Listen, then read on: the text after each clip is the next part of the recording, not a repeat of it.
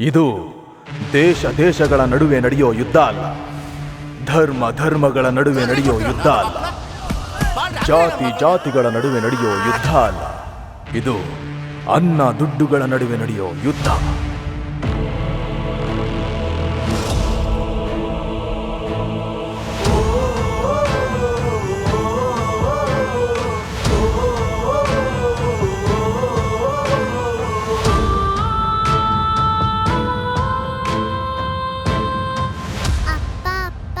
ಅಮ್ಮ ಇವತ್ತು ಬೆಳಗ್ಗೆಯಿಂದ ಒಂದು ಲೋಟ ಹಾಲು ಕೂಡ ಕೊಟ್ಟಿಲ್ಲ ಅಪ್ಪ. ನೀನಿರೋದು ನಿಜಾನೇ ಆದ್ರೆ ಈ ಅಧರ್ಮನ ತೊಲಗಿಸೋಕೆ ನೀನ್ ಬರೋದು ಸತ್ಯನೇ ಆದ್ರೆ ಬಾ. ಅಧರ್ಮದ ಜ್ವಾಲೆ ಹೊತ್ತಿ ಉರಿಯುತ್ತಿರುವಾಗ ಅದನ್ನು ಆರಿಸಿ ತಣ್ಣಗಾಗಿಸಿ ಧರ್ಮದ ಜ್ಯೋತಿಯನ್ನು ಬೆಳಗಲು ನಾನು ಅವತಾರ ಎತ್ತಿ ಬಂದೇ ಬರುತ್ತೇನೆ.